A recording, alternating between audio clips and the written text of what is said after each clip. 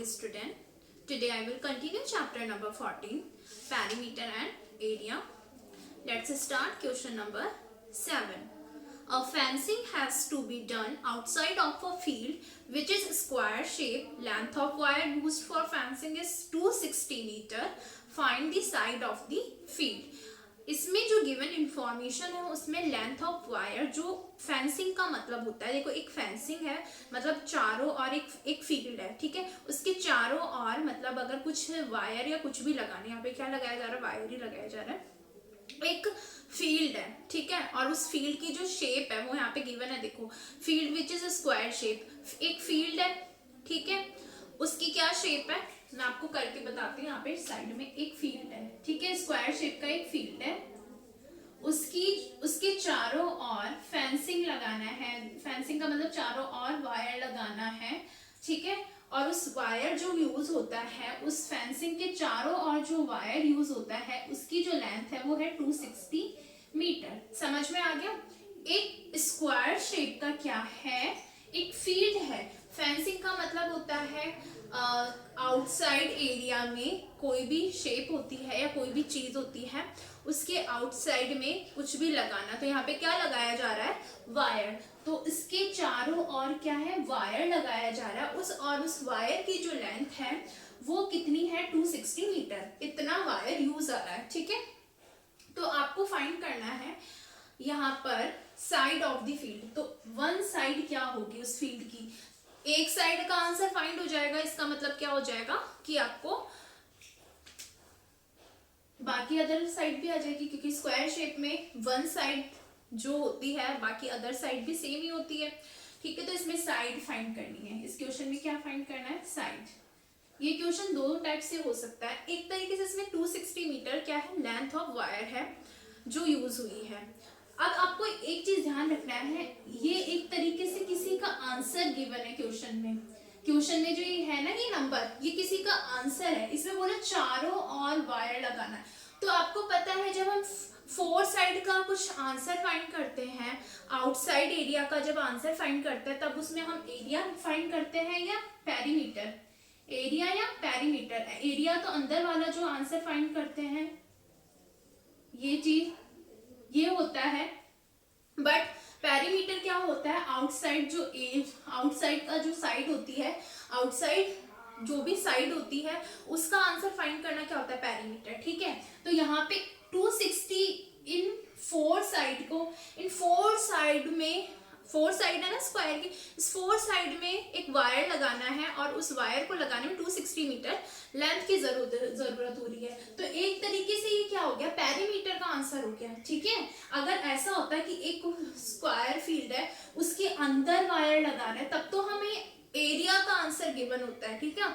एक square field है उसके अंदर वायर लगाया जा रहा है और अंदर वायर लगाया जा रहा है और उसकी लेंथ गिवन होती तो हम समझते ये एरिया का आंसर गिवन है, लेकिन बाहर वायर लग रहा है, इसका मतलब पेरीमीटर, आउटसाइड का जो आंसर फाइंड करते किसमें फाइंड करते, पेरीमीटर में फाइंड करते ना। तो इसमें क्या है, पेरीमीटर का आंसर गिवन है और हमें फाइंड करनी है साइड। अब तक जो भी जैसे सिंपल क्वेश्चन थे उसमें क्या होता था, साइड गिवन होती थी, ठीक है, साइड कुछ भी गिवन होती थी आपको, जैसे 4, 5 कुछ भी, और आपको पेरीमीटर फाइंड करना होता। इसमें क्या हो गया, उल्टा हो गया, इन्होंने घुमा फिरा के इस तरीके से क्वेश्चन का है कि आपको पेरीमीटर का आंसर गिवन है, साइड फाइंड करनी है। तो ऐसे क्वेश्चन को हम दो तरीके से कर सकते हैं। देखो फर्स्ट मैं आपको बता देती हूँ क्वेश्चन कौन सा है, ये 7 क्वेश्चन है। सॉल्यूशन इसका होगा, जैसे एक बार तो हमने यहाँ पे लिख दिया, क्या गिवन है यहाँ पे, लेंथ ऑफ वायर 260 मीटर, ठीक है, ये है। तो इस तरीके से लेंथ ऑफ वायर, या हम इसको ऐसे भी लिख सकते हैं, लेंथ ऑफ वायर और perimeter of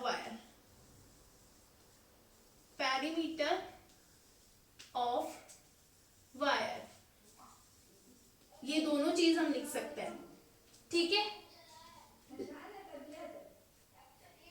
length of wire, ठीक है, और पेरीमीटर ऑफ वायर यानी 260 मीटर, ठीक है।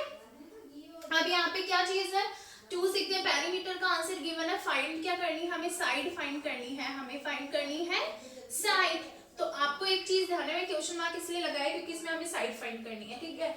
अब हमें एक चीज ध्यान रखना, formula of perimeter, formula of perimeter, formula of perimeter, perimeter किसका, ऑफ स्क्वायर, स्क्वायर का perimeter, formula of perimeter of square, square के पेरीमीटर का फॉर्मूला क्या होता है, 4 मल्टीप्लाई साइड, 4 मल्टीप्लाई साइड। आप इसको ये ध्यान रखना, आपको फॉर्मूला इसका क्या होगा, 4 मल्टीप्लाई साइड। अब इस फॉर्मूला में हमें डिजिट लिखनी है, फॉर्मूला पेरीमीटर ऑफ स्क्वायर, इसका आंसर गिवन है ना, पेरीमीटर ऑफ स्क्वायर, क्या आंसर है 260, ठीक है। तो इस वाली लाइन की जगह हम क्या लिख देंगे 260, इक्वल है तो हमने इक्वल लगा दिया वापस, और यहाँ पे हमने लिख दिया 4 मल्टीप्लाई साइड, 4 मल्टीप्लाई साइड, हो गया।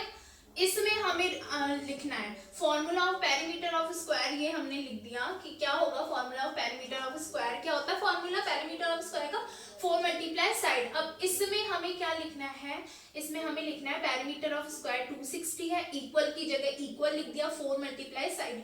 अब आपको देखो एक चीज देखो, ये साइड है, यहाँ पे साइड ही रहेगी, ये हम यहाँ पे साइड ही लिखेंगे। अब ये डिजिट भी इधर ही रहेगी, और इस 4 को क्या करेंगे, हम इस 4 को इस साइड ले आएंगे, चेंज करेंगे डायरेक्शन, साइड यही रहेगी क्योंकि इसका कोई नंबर गिवन नहीं है, ये तो हमें फाइंड ही करनी है। इस 4 को हम इधर लेकर आएंगे, और जब जगह रिप्लेस होती है, मतलब अगर हम रिप्लेस का मतलब तो कि हमें क्या करना है, इसको पोजीशन चेंज करनी है, इसको यहाँ लेकर आएंगे, तो ये क्या हो जाएगा, डिवाइड हो जाएगा, ये क्या होगा, डिवाइड हो जाएगा, ठीक है। आप ऐसे भी लिख सकते हो इसको, या ऐसे भी लिख सकते हो, 260 डिवाइडेड बाय 4। कभी भी कोई डिजिट अगर अपनी पोजीशन चेंज करती है, अपनी जगह चेंज करती है, तो वो क्या हो जाती है, डिवाइड हो जाती है। तो ये डिवाइड हो जाएगा, तो 260 को हम कट भी कर सकते हैं, डायरेक्ट आप डिवाइड भी कर सकते हो। तो आप 260 को 4 से कट करके भी कर सकते हो, डिवाइड करके भी कर सकते हो, 4 5 20, 4 6 24, ठीक है, ये ऐसे हो जाएगा। फिर 4 5 20, तो इसका क्या आंसर आएगा 65। या तो आप ऐसे कर सकते हो या कट करके भी कर सकते हो, जैसे 2 2 4, 2 की टेबल से कट कर दो, 2 1 2, 2 3 6 0, फिर 2 से करेंगे तो ऐसे भी 65 आएगा।